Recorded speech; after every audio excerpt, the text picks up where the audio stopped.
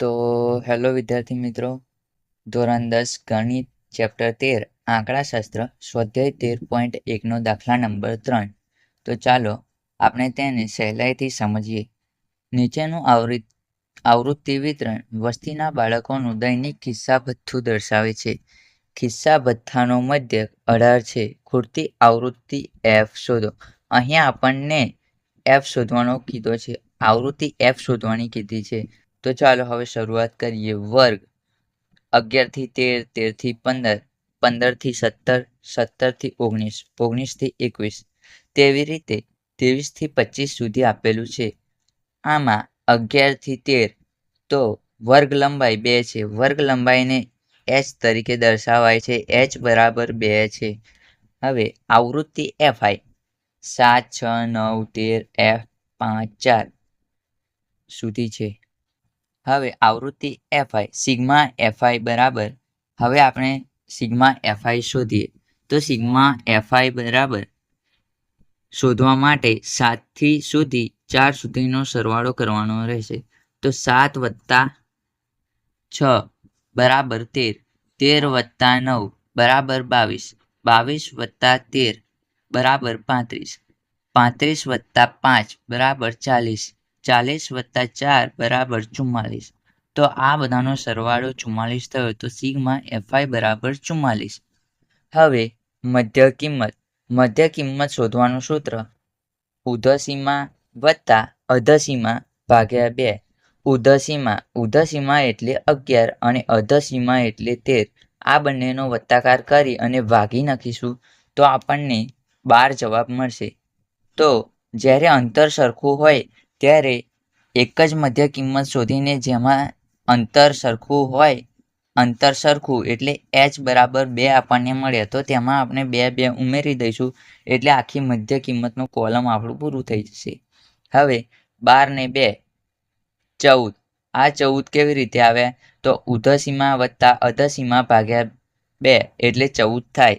તેવી રીતે 14માં 2 ઉમેરીએ તો 16, 16માં 2 ઉમેરીએ તો 18, 18 ને 2 20, 20 ને 2 22, 22 ને 2 24. હવે આપણે x બાર બરાબર, આપણી પાસે સૂત્ર છે x બાર બરાબર a વત્તા sigma fi upon sigma fi ગુણ્યા h. તો નું કોલમ બનાવવા માટે આપણે xi minus a upon h xi. તો હવે xi માઇનસ a, તો xi નું કોલમ આપણને મળી ગયું છે. હવે એ શું છે? એ ધારેલો મધ્યક છે. તો આપણે fની કોઈ પણ સંખ્યા આપી નથી અને આપણે તે f શોધવાનો છે. તો તેની સામેવાળો મધ્ય કિંમત ધારીએ તો 20 બરાબર એ આપણો ધારેલો મધ્યક થઈ જશે. તો હવે xi minus a upon h નું સૂત્ર છે.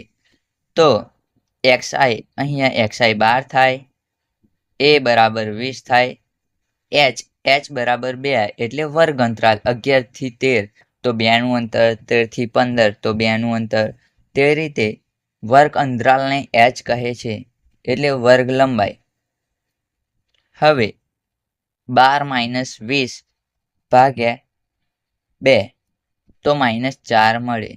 તેવી જ રીતે 14 માઇનસ 20 ભાગ્યા 2 બરાબર 3, 16 માઇનસ 20 ભાગ્યા 2 બરાબર -2 મળે, 18 માઇનસ 20 ભાગ્યા 2 -1. તો હવે 20ના સામે આપણે તો 0 જ મૂકી દેવાનો છે. 22 માઇનસ 20 ભાગ્યા 2 બરાબર 1 મળે, 24 માઇનસ 20 ભાગ્યા 2 બરાબર 2 મળે. હવે fi નું કોલમ શોધવા માટે આપણે fiના કોલમ અને uiના કોલમનો ગુણાકાર કરીશું તો આપણને fi મળશે. તો ચાલો 7 ચોક 28 તો -28, કારણ કે અહીંયા માઇનસની નિશાની છે, -4 છે. 6 તરી 18 -18, 9 દુ 18 -18, 13 એકા 13 -18. તો f0 તો 0 આવે. 0ની સામે 0 જ મૂકી દેવાનો છે. તો 5 એકા 5, 4 દુ 8 થાય. હવે આ માઇનસનો સરવાળો કરી દો અને પ્લસનો સરવાળો કરી દો. અને જે મોટું હોય તેની નિશાની મૂકી દેવાની બાદબાકી કરીને. તો ચાલો અહીંયા આપણે તેની બાદબાકી કરતાં વધારે કિંમત માઇનસની છે તો આપણે માઇનસ મૂકી દઈશું તો આપણને જવાબ -64 મળશે. આ બધાનો સરવાળો અને આ બધાનો સરવાળો તેની બાદબાકી કરીને આપણને જવાબ 64 મળે છે અને મોટી કિંમત માઇનસમાં છે તો તેની આગળ માઇનસ મૂકી દઈશું તો માટે -64. હવે આપણી પાસે સૂત્ર છે x બાર બરાબર a વત્તા sigma FIUI upon sigma FI ગુણાકાર h.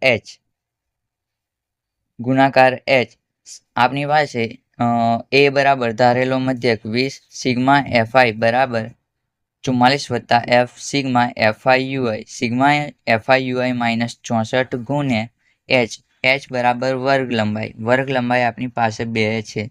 હવે x બાર બરાબર આપણને મધ્યક આપેલો છે 18, ધારેલો મધ્યક આપણી પાસે છે 20 a વત્તા સિગ્મા FIUI -64 સિગ્મા FI તો 44 વત્તા f ગુણ્યા 2.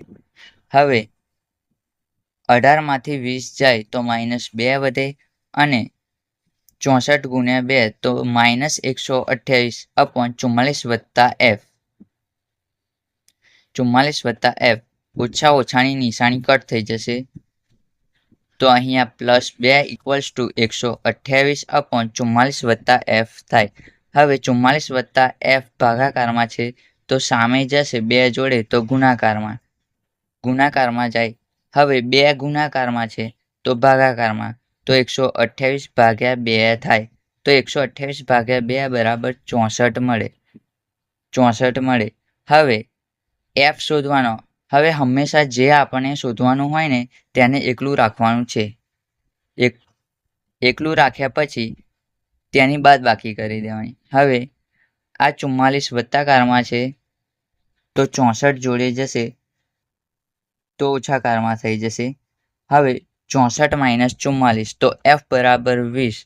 હવે આપણને આ 20 મળી ગયો તો અહીંયા ખોટી આવૃત્તિ f બરાબર 20 થાય.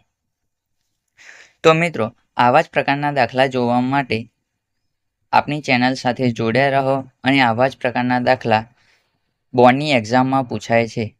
તો ચાલો હવે મળીએ નવા વિડીયોની સાથે.